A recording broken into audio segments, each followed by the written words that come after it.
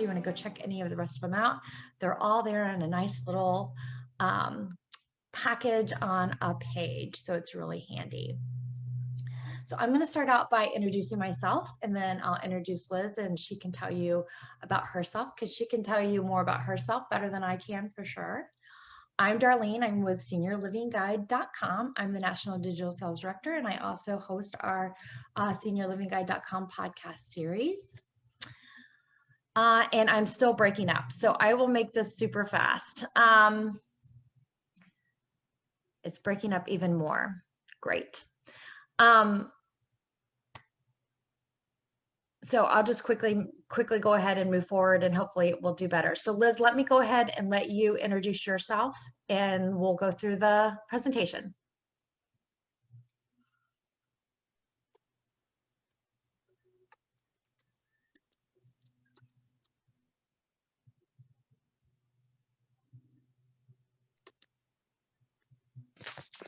Hello, can you hear me? Yes. Oh, okay, good. All right, so just wanted to introduce myself. So I thank you, Darlene, for hosting. Thank you, Miss Nanette, for making this happen. I'm actually based out of Virginia. Nanette made this happen, just like Darlene had mentioned. It's been a pleasure just trying to come up with everything with the ladies, and I'm looking forward to doing more. But wanted to go ahead and introduce myself before I started. My name is Lizna, or Liz. It's easier to call me Liz Odhwani. I'm with the Social Security Administration. I've been with them 19 years now. So you're in great hands. I've worked in a lot of different offices as well throughout the nation. I've worked in Houston, Texas, Dallas, Texas, Atlanta, Georgia. So some pretty big top 10 busy offices there. Also worked in all over Richmond, Virginia, where I'm from, in Richmond. And also now I do public affairs near Virginia Beach, where I met Miss Nanette. So I'm out there doing community outreach and education. However, due to the pandemic, we're not able to go out like we were. So we're doing webinars, which is great. And this brings so many people together from all over the United States, just like this is a prime example. So I love this because it's going out to everybody. And this is a federal program. So this is for everybody federally. So it is not just by state. So that's been very beneficial as well. So pretty much wanted to give everybody status of what's going on with Social Security offices throughout the nation. As of right now, as you're probably aware, you cannot go into a local office to take care of business, may it be your Social Security card or applying for benefits or any of that, but you can call us. Okay, we're open just like we were open over the phone. So you can call us Monday to Friday, 9 to 4. Those are office hours, Monday to Friday, 9 to 4. And I can guarantee you most of the offices, most of the staff that didn't do phones before, they're on them now, because everything is on phones right now since you can't have people come in. So if you need to make an appointment, if you are helping somebody make an appointment, file for benefits, retirement, disability, or just have a question, you can give us a call using our 1-800-772-1213 number. That's our national line, 1-800-772-1213. But we also have a link. And if you go to our website, socialsecurity.gov or ssa.gov, which you'll see on the bottom of every one of these slides, and it'll be a /locator, you'll be able to go ahead and use the locator link, put in your zip code wherever you may be, Florida, New York, Texas, Hawaii, doesn't matter, wherever you put in your zip code, and it will get you the local office. So that's a big plus, because you can call us. And if you create an account, you could do a lot of things online too, which I'll be going over. One of the biggest things is you can get your Social Security card replaced. So if you lose your Social Security card, you're over the age of 18 and a US citizen. If you create your My Social Security account, which is under Social Security card replaced without stepping into an office or mailing anything in or giving us a call. So that's that, including Virginia, New York, Texas. Most of the states do have that. The next slide, we're going to go into we're talking about Social Security. We're with you through life's journey, right? As you know, as soon as a baby is born, you get a Social Security card, right? And if you're getting one of those crazy calls telling you your Social Security card is suspended, just know your card never gets suspended, even after you pass away. There's family benefits, survivor benefits that we're going to talk about today. So just know that that is a fraud call. You can report those calls, and I've sent an email out for a follow-up to you guys, so you will receive a follow-up email on how to report those calls too. But when we're talking about Social Security, we're talking about FICA taxes, right? The Social Security tax that you worked and paid into. So this is a payroll tax. It is not something you can pay into. Okay, you pay into it through your job. Your employer pays into it. So it stands for Federal Insurance Contributions Act. It is an insurance, pretty much. So, the more you work and put into it, the more you get. As you can see from every paycheck that you work, 7.65% is deducted and your employer matches it. So in essence, you're getting more than 15% when you do file for your benefits, right? So we're talking 7.65%. And like I said, your employer matches it. From that 7.65%, 6.2% is your money. So if you remember getting those green and white statements in the mail, we used to mail out every year. You used to get a statement for checks and balances, right? To make sure that the money, that what you've made that year is what it is. It's correct with Social Security, because that determines your benefits. So that was very important. Again, if you don't get that, you can still view it online. So that's under the My Account. So www.socialsecurity, as you see on the bottom of each slide, /My Account. We used to send it out. We stopped mailing it out due to identity theft, right? People steal people's mail. So that's why everything is now housed online. Very important document. Also 1.45% out of the 7.65% that gets paid out is it gets taken out is your Medicare Part A. Now that's important too, because if you don't pay into Medicare Part A through Social Security, through your employer, and if you need it in the future, you are actually paying $400 to $500 a month. So you do not want to be in that situation. So that is good if you've worked and paid into Social Security, because you get your money and you get your Part A, which covers 80% of hospital bills. So if you're in the hospital for 3 days, you have that coverage. Now, the next slide is pretty much what I was reiterating. Applying for my Social Security account, definitely go ahead and do that. It's available in most states. If you need a Social Security card replaced, you could get it replaced if you're over the age of 18 and a U.S. citizen. So if you have a valid state ID, it could be a military ID, driver's license, state ID. We even have a feature called ID Me. So any type of ID will be able to help. Usually it's your driver's license or state ID. If you can't do it, then you can always mail in your Social Security card application, and that you can find on our website as well, socialsecurity.gov/forms. And the very first form you'll see is going to be the Social Security card application, and you'll have to provide original documents. So instead of providing your driver's license or your state ID, if you have a medical record that's fairly recent, a letter from a doctor, we'll take that as long as it has your name and birth date on it. So you can do that. If you can't, if you need your Social Security card replaced, then you need to mail it in. But if you can do it online, do it online. The next slide is protecting you, or protecting your number and your card. Very important, right? If you're getting one of those crazy calls, again, telling you your Social Security number is suspended, that is not true. Okay, we will never suspend your number. We will never ask for any money. We're in the business of paying you money, unless we've overpaid you and then we're asking for part of it back.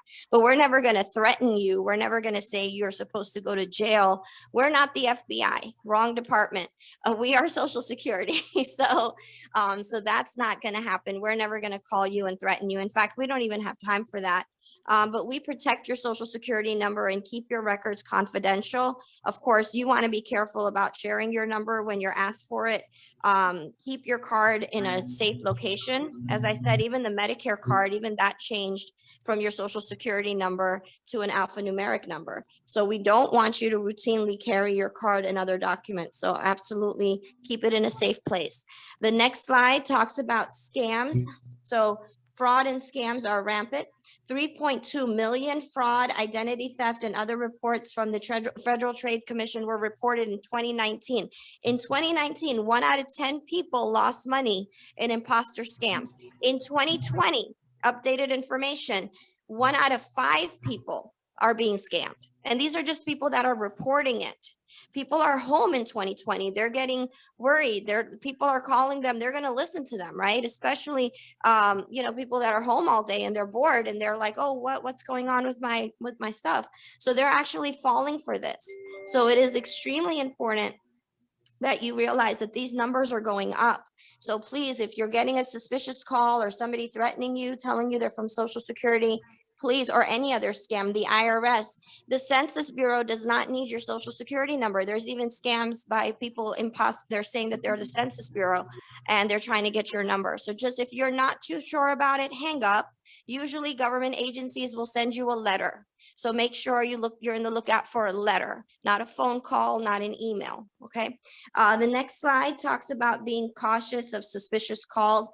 Again, Social Security employees, we do contact citizens if you contact us. So if you're trying to make an appointment, we're going to call you for your appointment. If you called us with a question, we're going to call you back. However, if you have You cut off, employees Liz. will never threaten you. As I said, you want to hang up. Oh, you want to hang up if there's any issues. We're never going to threaten you. Again, if you haven't called us, we're not going to call you. We're only going to call you if there's ongoing business. And the way to report it is that link. Or you can call the number too. But if the number is, the link is https :// for Office of Inspector General, because we have partnered with the Office of Inspector General due to these calls, due to false reports, .ssa.gov/report. And you will see this on your follow-up email as well. The next slide talks about the My Social Security account. And the slide after that describes how you can create your account. So that's the URL, www.ssa.gov/myaccount. Easy, huh? So just go ahead and make sure you can use that on a smartphone, on a tablet, whatever it is that you're using. Next slide kind of gives you steps on how to create one. It's kind of like online banking. So it is safe and secure. Every time you try to log in with your username and password, you do get an activation text message, a security text message or email, depending on whatever you're choosing. And you'll have to put that in to make sure it's you in real time. So we're very secure when it comes to that. As you can see, even the webinar today, I can't use the video and I can't even use my equipment through work. I'm using my personal cell phone to do this. They do not want us to co-host, share, nothing. So again, socialsecurity.gov/myaccount. You would select sign in or create your account. And then you would, of course, they'll ask you some identifying questions to make sure it's you. If you get suspended or locked out, do not worry. You can log in. You can try again in 24 hours. So you don't panic. Don't call the office. You could try again in 24 hours and see. And they're multiple choice. And sometimes they are trick questions. Sometimes it is all of the above. And sometimes it is none of the above. So don't be alarmed. We're just trying to make sure it's you. And then you would go ahead and proceed with the username and password. So then you'll have that. The next slide just lets you know that you can do extra security if you want to, but I would add that later. I would first go ahead and try to see if you could do your username and password. And then later on, if you want to add the extra security once you're in, you can do that as well. But you definitely get a text message or an email every time you try to log in. The next slide lets you know if you don't receive Social Security benefits, why would you create an account? Number one, you're over the age of 18, a US citizen, you need your Social Security card replaced, whether you're getting benefits or not. That's huge. And I know it works. I have family members that tried it. I have friends that tried it. I've had clients that tried it. So I know that it works. If let's say you filed an application, but you want to know the status of your claim, instead of being on hold with the local office, you can actually log into your account and you can actually see the status of your application or your appeal. If you need proof that you are not on benefits, even if you need proofs that you are on benefits, we will print you a proof of income letter with 0 or something, whether you're on benefits or not, in case you're filing for other benefits. So if you need a proof of income letter, you'll be able to get that with your account. Again, you can see your statements, those green and white statements that we used to mail out, those are available. We have 11 different calculators online too. So we got a lot of different things that you can play with. I definitely want to check out your statements. And if you're not ready to retire, but you're thinking about it, or your clients are, absolutely, definitely go ahead and check that out as well. The next slide talks about other Social Security benefits.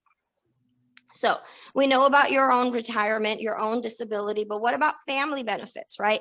If you remember on those statements, there's a section that talks about family benefits. Well, what are we referring to? The next slide, we're going to go right into it. Spouse. Your spouse. Oh, gotcha. Right, perfect. No, so spouse. So your spouse can get benefits off of their spouse's record.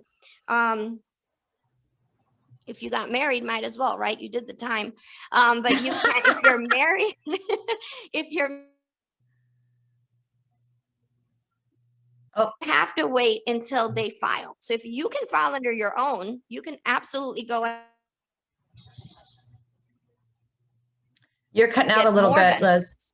And you're still married to them. Even if you're separated, you got to wait. Okay, if you're not married to them, we're going to go into that. If you're an ex-spouse. Liz, you keep cutting out a little bit. Until your full retirement age. Now, full retirement age used to be 65, right? Before Reagan's time. So this is 40 years ago that the retirement amount, the age changed, right? It used to be 65, now it's 66 and even 67 if you were born after 1960. It is 67, but if you were born before 1954 or in 54, full retirement age is now 66. Again, that was changed 40 years ago during Reagan's time. But prior to that, 65, right? Everybody knows 65, you file for retirement, you file for Medicare, and you're done, right? Easy enough. As a spouse, it is not beneficial for you to wait past your full retirement age. So if you're going to wait until 66 in 2 months or 10 months or whatever your full retirement age is, depending the year you were born, then, you know, as a spouse or as a widow, there is no benefit in waiting past that age because there's no increase. So if you wait until full retirement age, you will get up to 50%. But if you take it before your full retirement age as a spouse or even under your own, you're looking at a reduction, okay? And if you want to work, there's a limit to how much you can make. So if you're trying to work full time, you got to watch that while you're still trying to take benefits. The limit in 2021 is $18,960 for the year. So it's about $20,000 if you want to work. You can work part-time and you can draw benefits. But again, at full retirement age is when you're going to get the 50%. So if your spouse is going to get 1,000, you're going to get up to 500. Now, if you worked and paid into Social Security on your own and you're going to get 800 off of your own record, you might, spousal benefits is not going to apply to you, right? But if you're going to get 400 or nothing because you haven't worked, then you'll still get up to 500 if you wait until full retirement age. So that's why this is still available. Again, it does not, if you take it before your full retirement age, instead of getting 50%, you might get 40%, 45%, just depending on your age, on when you plan on taking it. So that's it. And also it will not affect your spouse. So if your spouse is going to get $1,000, they're going to get $1,000, regardless of if you take it or not. It will not affect them at all. It does not reduce their benefit. It is part of the family benefit. The next slide talks about divorced spouses. So if you're married to the spouse, you got to wait. But if you're divorced from the spouse, an ex-spouse, then you don't have to wait. You can go ahead and take it as an independently entitled divorced spouse, as long as they're 62 and you're 62, whether they're drawing it or not. So if you married somebody younger who made more, you're going to have to wait. But if you married somebody who's 62 and you're 62 or above, older than 62, then you can absolutely go ahead, or your client can absolutely go ahead and, apply without waiting. It doesn't matter if the ex is remarried. It doesn't matter if the ex has children. It doesn't matter anything with them. We just care about the person who's taking the claim. So as long as our beneficiary, our claimant, is not married right now, because if they're married right now, we're going to look at current spouse, right? So it has to be an ex-spouse. The marriage lasted at least 10 years. they're unmarried now, they're 62. And again, that 50% rule applies. So we'll look at their record, we'll look at the ex's record, and we'll see if they can get additional benefits off of their record. Now, if you've been married a few times, that's okay. As long as you were married 10 years to each one and you're single now, we'll go through each one to see. We're not here to judge. We're just here to calculate your checks, right? So that's what we're going to do. The next slide talks about deemed filing. Now, this is something that happened recently in 2016. I say recently, but it's like 5 years now. I can't believe it's already 5 years. But about 5 years ago during Obama's time, actually. So if you were born before 1954, you actually have some choices. This was done to keep Social Security solvent. So if you were born before 1954, and let's say you came in with your spouse, you're at full retirement age, your spouse is now taking their benefit, you want to go ahead and take that spouse's benefit, but you're not ready to take yours yet, because under your own, your benefits can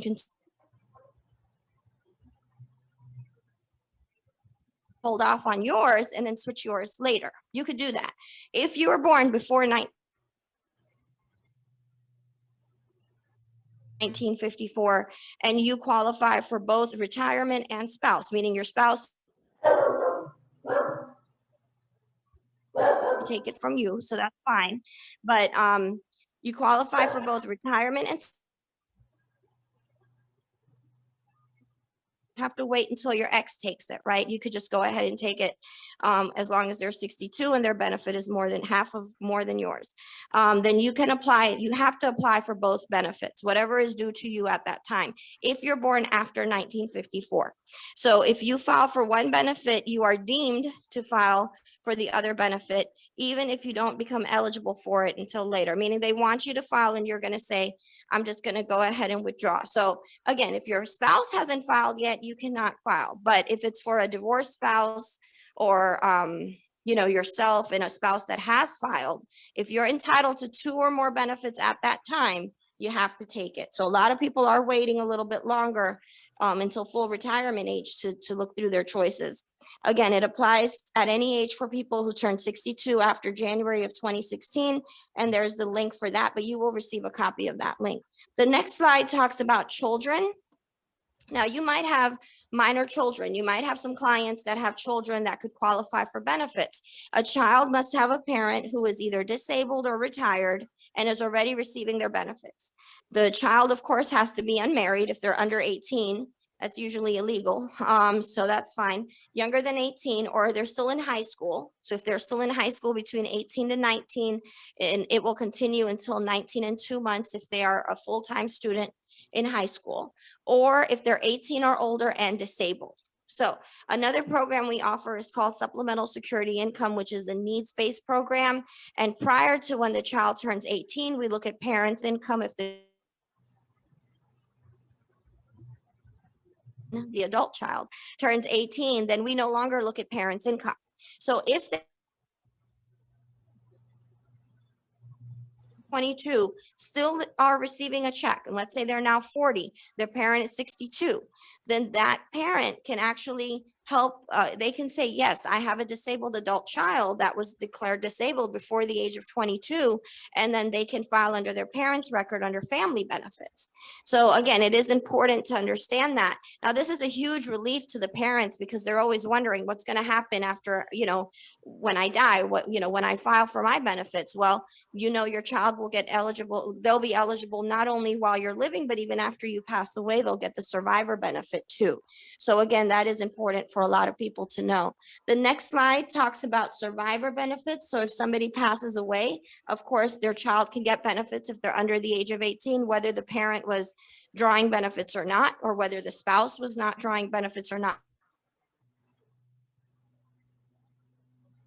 Or widow or disabled divorced widower, they may receive full benefits. So instead of getting 100% at full retirement, instead of getting 50% while your spouse was living, you can actually get 100% if you wait until full retirement age to file for widow's benefits. Okay.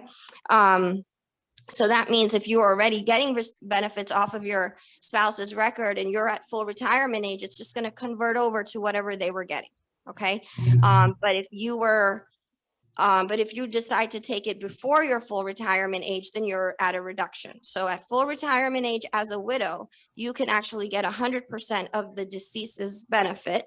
If you take it as early as 60, because as a widow, you can get it as early as 60, you will get 71.5%. So if you've ever heard of the term, you're more, or the quote, worth more dead than alive, unfortunately with Social Security, this is true, because while they're living, you can get up to 50% at full retirement age. But if they pass away, you could get 100%. Don't do anything to them, because you don't get benefits while you're in jail. Okay, you cannot get Exactly. benefits while you're in jail. However, just know that those are, as a survivor, as a widow, you can take it as early as 60. At 60, you would get 71.5%. If you're 50 and disabled, if you're 50 and a disabled widow, you can try to get it earlier, and you'd have to take it like a disability claim. Okay. And if you're taking care of a child that's 16 or younger and you're not working as much, remember, work limits apply. If you ever take benefits before full retirement age, we do have to see if you're working. The only time we're not considering that is if you take it at full retirement age or after. So remember, you'll get a reduced benefit and you'll be under a work limit if you take it before full retirement age. The next slide talks about widows benefits with spouses. So widow's benefits as a spouse, you can get it at the worker's death, of course. At full benefit, at full retirement, you get 100%. So meaning if you were getting $800, your spouse was getting 1,000, and he passed away or she passed away in their 80s, and you're in your 80s, then your 800 is going to become 1,000. Okay, so you'll get a full benefit off of their record. And then at age 60, of course, like I said, you would get 71.5%. So, and it increases every month you wait up until full retirement age. There's no benefit in waiting for widows benefits past full retirement age. Go ahead and take it at full if you're trying to max out. And again, that's more information about survivors. So ssa.gov/survivors will take you to the place as well. 60 or older. The next slide is just a side-by-side comparison of a living spouse versus a survivor spouse. So that's good information to have. If your spouse is still living, you can start it as early as 62. You do get up to 50% if you wait until your full retirement age. You'll get less than 50% if you start it early. And if you were divorced, you have to show proof of marriage for 10 years as an independently entitled divorced spouse. And you cannot get remarried. So if you're trying to stay with that extra benefit, and you that cute little couple that's in the nursing home, they're never going to get married, or they'll wait. Why? Because one of their spouses is still living and they're getting an extra benefit check based on that. So they're getting extra money. Now, once that spouse passes away, then they can freely get married, because as a widow, you can get married after 60. But until then, they're going to stay friends. Okay, they're just going to hang out and look cute together because they're not messing with their money. As a surviving spouse, though, or as a widow, if you find the love of your life again, you can after 60. You can get married. You can start as early as 60, or you could take it at 50 if you're a disabled widow. Like I said, 71.5% is the minimum you can get at 60. It goes up every month you wait. And again, divorced spouses, you were to be married at least 10 years. So the next slide is talking about other benefits. So we're talking about the one-time payment, the lump sum death benefit, which is a one-time payment of $255. People that are eligible for that were those that were married and living together at the time of death. So if you're separated and still married, that does not qualify you. If you're just living together, it does not qualify you. You have to be married and living together at the time of death. The only exception is if you're in a nursing home. So if somebody's in a nursing home, then that doesn't really mean they're separated. So they could still get the $255 if the spouse that passed away had enough quarters, at least 40 credits, 10 years of work. That's all they need. Now, the other benefit we have is for parents. Okay, so parents can actually get a monthly check every month if their child passed away. And the parents have to prove that the child who passed away was at least providing 1/2 support of bills. So meaning they put them on their tax record as a dependent, or they were living with that child and the child was supporting that parent. So for that, we're going to need proofs. The parent has to be 62 years old. They have to show proof of at least 1/2 support, that their deceased child was at least helping with that. And they can also get a monthly check. So that's kind of an important thing that people don't realize. The next slide is talking about applying for benefits. So the slide after this is letting you know that you can file online for retirement, spouse, disability, or Medicare. For widows benefits, you do need to contact the local office. You can call our office at 1-800-772-1213, or you can use socialsecurity.gov/locator, put in your zip code, and you can make an appointment with the local office Monday to Friday, 9 to 4. So we have that availability, but it would be over the phone right now. Or you could do it all online too with the retirement, Medicare, disability. The next slide talks about checking the status. So if you have taken a claim, instead of waiting on hold with the local office, if you create your My Social Security account, you can actually check the status of your claim, or you could do your appeal if you were denied for disability or any other reason. The next slide talks about Social Security services. Now, this is huge. If you have clients or if you are receiving Social Security or Medicare and you need to update your address, your phone number, your direct deposit, your 1099, get your Medicare card replaced, get your Social Security card replaced, you can do all of that online, your proof of income letter, right? So you can request your replacement Social Security card. As I said, you're over the age of 18, a US citizen, whether you're receiving benefits or not, you have a valid driver's license or state ID, you could definitely do that. You can get your benefit verification, whether you're getting benefits or not. Like I said, if you're on disability and you need to report wages, you can do that. Again, you could check your information. If you got a fraud call and you're a little paranoid, log into your account, make sure your direct deposit, your address, your phone number, your basic information is right. Or if you need to change it, again, you could change it as well. Change your address, phone number, direct deposit. You can request your Medicare card, as I mentioned, get your 1099. You can get your letters instead of getting it in the mail. You can get it on your online account. And if you feel like you might need assistance with your benefits and you might want a rep payee, you can actually appoint some people online, and you can actually, if you ever need one, we have 3 people that that you've put on there that you might want assistance to be your payee, to handle your benefits for you. So that's some things you can do online. And for that, I'm going to stop for a Q&A because I went over a lot of different things really quickly. So ready to answer some questions. Yeah, and we actually have a ton of questions, which is awesome. So we have a couple that landed in the Q&A section, and then a ton that are in the chat box. So I'm going to go through the chat box first, and then if you placed your questions in Q&A, don't fret, I will get to you. One of the questions was, will there be a copy of the slides? So I'm going to email out the video link to this presentation, so don't worry about that. You will get that. And then I had Maggie Sparks ask a very valid question, especially since, one of the things that we talked about regarding that death lump sum death payment is that it hasn't changed since its inception. So what is the purpose of that? Because $255 clearly isn't going to bury someone. So what's the purpose? That's a Congress question. But it was $250. Okay, so we have done all right. It's gone up $5 whole. I'm not sure that would buy a Happy Meal anymore. I know. It has gone up $5 more, but now it'll get you some flowers, I'm sure, for the funeral. But before, I guess $250. Remember, back in the day, this is a long time ago. Social Security was passed 86 years ago. It was a lot of money for burial. But right now, of course, times have changed. I get that question every time. In fact, one time I was at a webinar and a seminar in person, and somebody actually told me that it was $250. So I didn't even know that.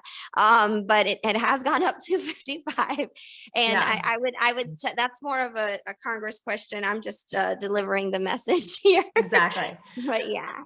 Okay, so another Craig asked, does a widow get the spouse's benefit automatically upon death, or does the widower have to apply for the spouse's benefits? Good question. If you have already, while your spouse was living, if you already started receiving benefits as a spouse on their record, then it'll automatically convert. So you don't have to do a thing. You might have to contact them to do the lump sum, but as for the monthly checks, it should automatically convert because you were already on the record prior to them passing. We have your birth date, we know their birth date, so we could figure out how much to pay you as a spouse, right? Or as a widow. But if you were not on the record, for example, the spouse that was going to get 800, their spouse is going to get 1,000, they never needed to get on the record, right? Because maximum they would get from their higher earning from the 1,000 wage earner would have been at 500, which is still less than what they would have gotten from their own. So if that's the case, and then you have to file, then you would have to contact the local office and file for survivor benefits so we could link you, right? So we can go ahead and add you to the record. But if you're already added, you're already getting a little bit extra from your spouse or your ex-spouse, it should automatically convert. But if you're not on there already because you're getting your own and they're getting their own, then you will have to contact the office. Absolutely.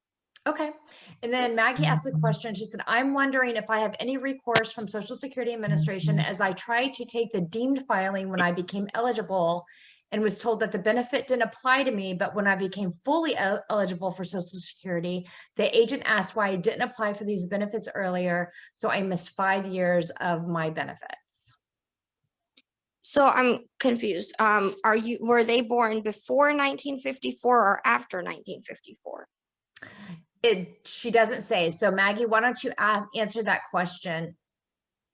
And I'll Because go on if to you were born after 1954, then of course you do have to take whatever's due to you at the time you come in. However, if you were born before 1954, you still have the option to switch around, take one and then hold off and take the other. So that's more flexible. Okay, she said 1950 is when she was born. Yeah, so then that you could switch around. You would not be under deemed filing at all. That should not be an issue for you. Okay.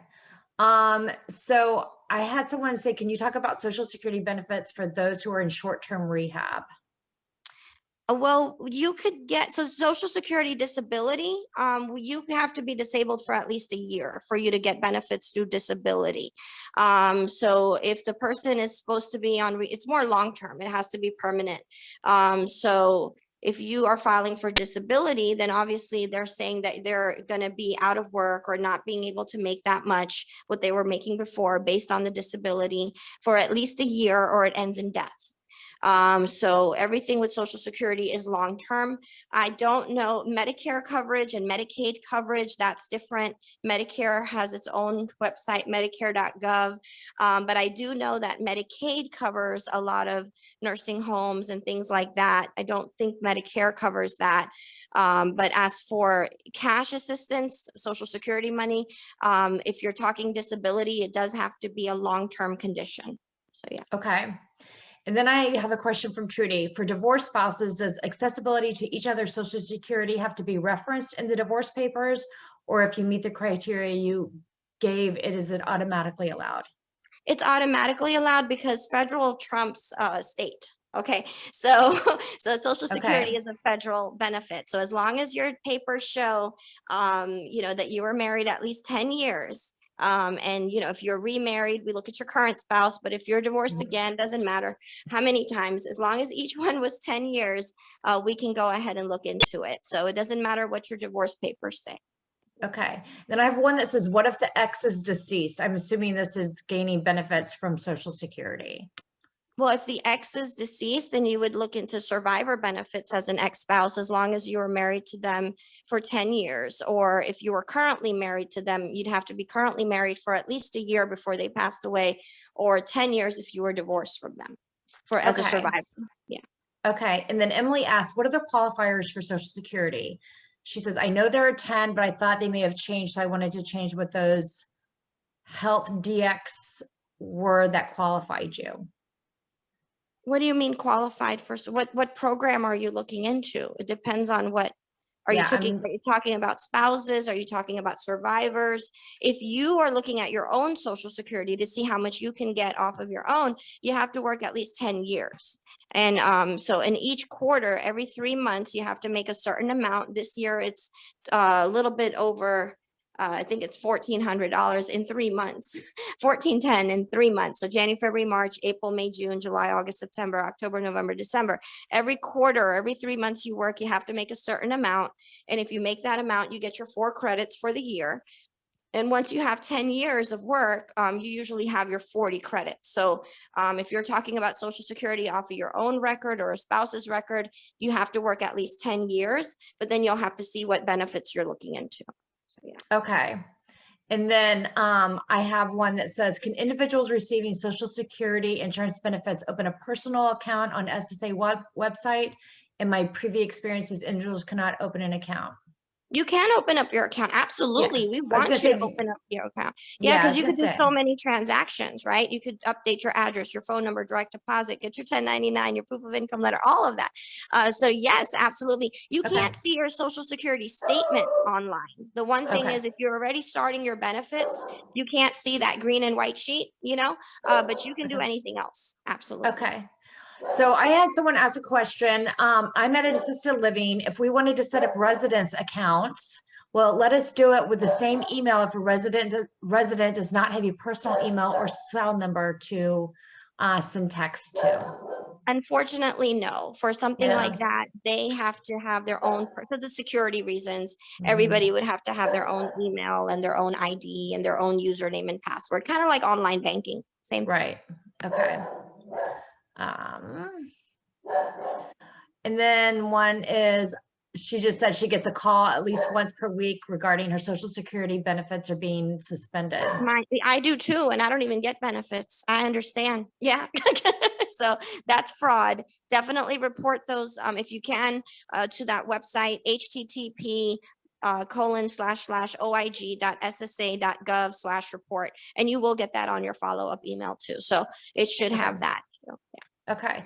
And then someone asked, can a person apply for a replacement card through this website if they now live in North Carolina but were born in New York with a Social Oh, it Security doesn't card? matter where you were born. It doesn't matter where you were born. Oh, It depends on where you're a resident of. So as long as your driver's license has your mailing and address, your correct information, your current mhm. driver's license with whichever state you're in, you can definitely use that. Yes.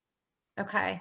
And then someone said that they were informed by the state that they had applied for unemployment benefits, which has been rampant, by the way. I know more than one person that this has happened to in the last couple of months. That they use their Social Security number and it might be compromised. Is that their Social Security number doesn't change, or does it? I think I know No, the the answer, but I'm Social going to send that out to Security. you. That's fine. The Social Security number doesn't change, but I would contact credit reports and credit bureaus and do, report and definitely go ahead and try to report that with the OIG. Even try to do something with the Federal Trade Commission. If you go to ftc.gov, federaltradeCommission.gov, you can do a report for possible identity theft as well. But that wouldn't change anything with Social Security. We're recording your work history to see what kind of benefits we could pay out to you. So yeah. Okay. And then how long is it taking to start getting retirement benefits once you apply? Depends on when you want to take it. So if you do it online or if you're trying to call the local office and make an appointment, we ask that you try to start the process 4 months in advance. You don't have to do it 4 months in advance. You could even do it 2 months in advance, but whatever date you choose is where we would pay the month after. So let's say you're turning 60, I don't know, 62 in May this month. We'll go ahead, and June is the first month. You're 62 the entire 30 days for the entire month. So June's check will come in July. So it's usually timely. I mean, if you're doing a quick retirement application or whatever application you're doing, or if you're going to call the office to make an appointment, I would call at least 4 months, try to do it 4 months at the most, 4 months in advance. You don't have to do it 4 months in advance, but it's definitely, they'll make you an appointment and we'll start it for the following month or the month you want to start it. So yeah. Okay. And then Rebecca says, are you stating that the maximum amount you can get for survivor benefits is $1,000 plus what your individual benefits? No, you get the higher of the two. So the example I gave was 1,000, just to make it easy, but you'll get the higher of the two. So if you're getting 1,200, your spouse was getting 1,400, you'll end up getting 1,400. So you get the higher of the two. Okay. And then can you explain again working limits while collecting Social Security? Right. So if you're going to take benefits before your full retirement age, which is 66, if you were born after 1954, it's 66 and 2 months and or 10 months or whatever it is, or even 67, depending on whenever you take it. So if you're going to take benefits before your full retirement age, you cannot make as much as you like. You can make as much as you like once you hit your full retirement age starting that month. But prior to that, there is that limit, and that limit in 2021, if you want to work a little bit, maybe part-time, because you have to be partially retired if you're taking it before your full retirement age. Your amount is going to be $18,960 for the year. That's between January and December if you're drawing a check all 12 months. So that's about $1,580 a month, to give you an idea of how much you can make a month gross before taxes, before anything is cut from your check. Okay. So, yeah.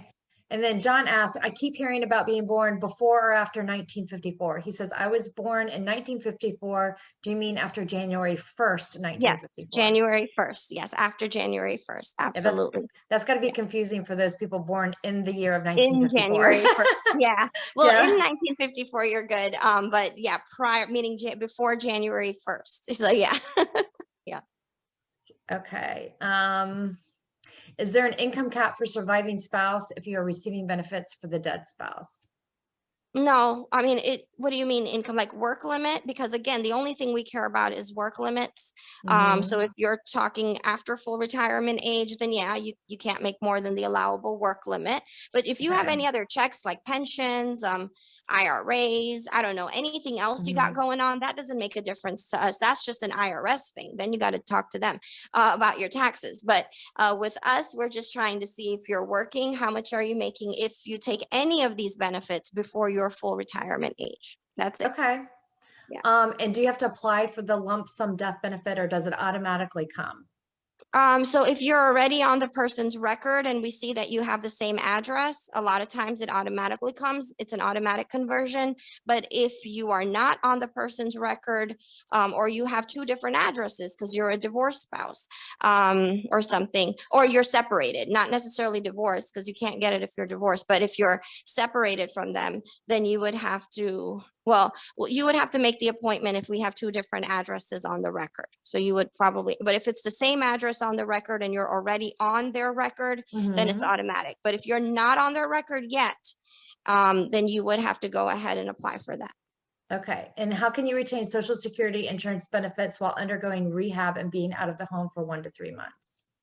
Well, to get your Social Security, you would just contact the local office and you could make the appointment over the phone, or you could do it online. Okay. So yeah, but I mean, again, it has to be a long-term condition. Absolutely. Okay, this is a good question. What happens if you draw Social Security early or at regular retirement and then you go back to work? If you stop Social Security benefits when you begin to draw again, would it be at the old rate? We will take into consideration what you've made since you suspended your benefits. So if you contact the office and you're taking it, let's say you took it at 64, you decided you wanted to go back to work, you could actually withdraw the entire application like it never happened if you want to within the same year. So if you decide 3 months later that you want to go to work, that's fine. You can just act like it never happened, pay us back the 3 months that we paid you, and it's like it never happened. Okay. Then it'll just keep going fine. But if you suspend it, maybe you wait 2 years or 1 year after, and at 65, you're like, you know what, I want to go ahead and just go back to work. Then you can suspend the benefit for more than a year. You would suspend it, but then whatever you've made between that and whenever you want to reinstate it, we would take that into consideration. And then you could get the higher amount. It's not like it didn't happen, but your average could go up based on what you work since. So yeah. Okay. If you receive disability benefits prior to 60, does it reduce your retirement benefit? It does not. In fact, it doesn't do anything.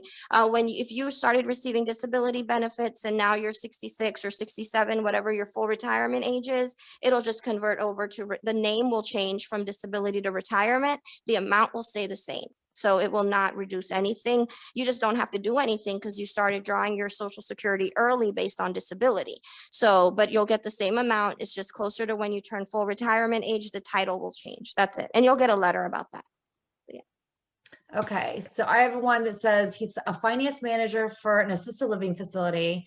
When we apply to become a residence representative payee, the Social Security the SSA determines what SSA/SSI/SSDI benefits the residents will receive.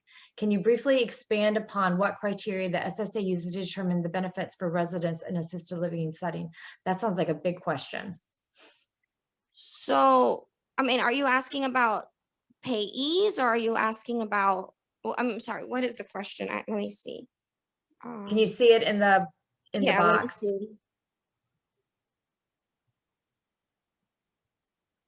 No, so we have to take into consideration, of course, we do, so if they're filing for regular Social Security, we have to take into consideration how much they've worked and put into Social Security. If they're filing for disability, we go into the last 10 years of work. So if they're trying, so we have to go in and see if you're saying this, you're retired, not disabled, then we won't do a disability claim.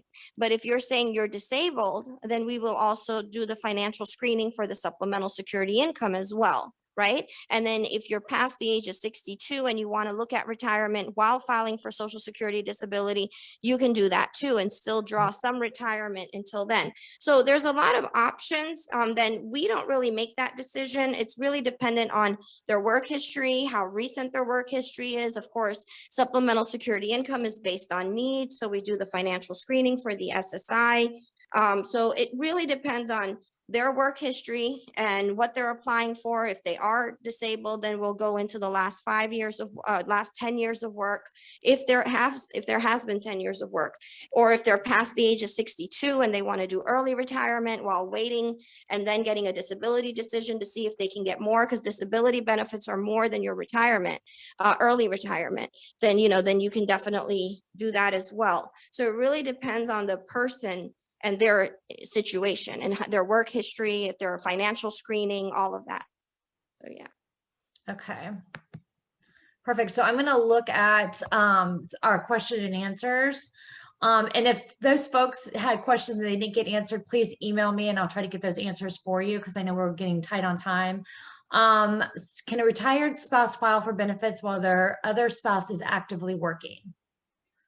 Of course, if you want to file for benefits under your own record, you can do that. But if your other spouse hasn't, if your spouse who's working hasn't filed their benefits yet, then what would happen is you will have to wait until they take it. So that's the only difference there. I have a question, how to apply to be a payee. We have a site for that, ssa.gov/payee, or you can contact the local office using the locator link and talk to the member of management there, and they can guide you to they can make you or your group home, your facility, a payee. So see some really good questions here. There's tons of questions.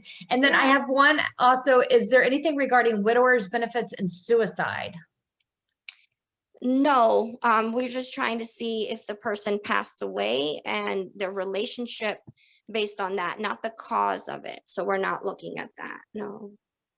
Just if they've passed away, they're a widower, and their date of marriage, proof of marriage, their age, that's what we're looking at to make them eligible. We're not FBI. There's nothing, we can't help with the reason why, and there's no extra benefit for suicide or anything like that. Okay, and I think you answered this question, but I'll do it really quick. What happens after age 65 and you want to take benefits and you are a widow? Can I get benefits for myself and from my dead spouse? Okay, so so what would happen is if you can start looking at widow's benefit as early as 60 if you're working part-time. But at 65, if you're thinking about retiring, then yes. You can actually even take the widow's benefit first and then hold off on yours until until you want to take yours, because you have that option as a widower, or you could just take the higher of the two at that time. So you do have choices. Once you turn 65 and you're not making, more than the allowable limit, then you can definitely see, you could do the widow's benefit first and you could hold off and take yours, because for every year you wait, you get an 8% increase until 70. So a lot of widows do that. They'll go ahead and they'll take the widow's benefit at full retirement age, or even before then if they're not working full time, and then they'll go ahead and hold off on theirs, because theirs can continue to grow until 70 if theirs is a higher amount. So you can take the higher of the two at that time too. So, yeah. Okay. I think that pretty much covers most of the questions. And like I said, if you're still on, go ahead. You can definitely email me back once I send this link out. So, And I just see a lot of confusion. I'm sorry. oh, did you see something? Yeah, so you cannot add them to your account. Your spouse will have to create their own account based on their own social security number and their own ID. You can check to see how they can get off of what they can get off of your record as a spouse using one of the calculators, but you can't add your spouse to your account. That's a privacy issue. So they would have their own social security number, their own My Social Security account. The other thing is you can definitely check our OPM website or USA Jobs if you're trying to find a job at Social Security. So this is good. Okay. And one other question I saw, born after 1954, having enough working credits, can the spouse take 50%? No, you cannot switch. If somebody's born after 1954, they come into the office, they're under that deemed spouse rule. Now, if you haven't taken your benefit yet and they take it later, then absolutely, then you take it later, then yes, they can come back in. But if both of you guys have already taken it, then, she will have to file for both. He or she will file for both if they're born before 1954. Anyway, there's a lot of questions, but thank you so much for having me. Thank you, Darlene. Yes. Thank you so much for answering so many questions and sharing so much incredible insight to Social Security. We really, really enjoyed having you today. And if anybody has any more additional questions, please get them over to me and we'll see if we can't get them answered for you. So, right, Liz? Yeah, that's fine. Like I said, definitely contact your local office for anything specific. Office hours are Monday to Friday, 9 to 4. Anything general I can help with. And again, and you will get a follow-up email with a copy of this and links. So you could definitely pay with our website as well. Absolutely. Yeah, definitely. Thank you so much, everyone. And until next time, y'all have an amazing day. All right. Thank you. Thank you. Thank you, Liz. No problem.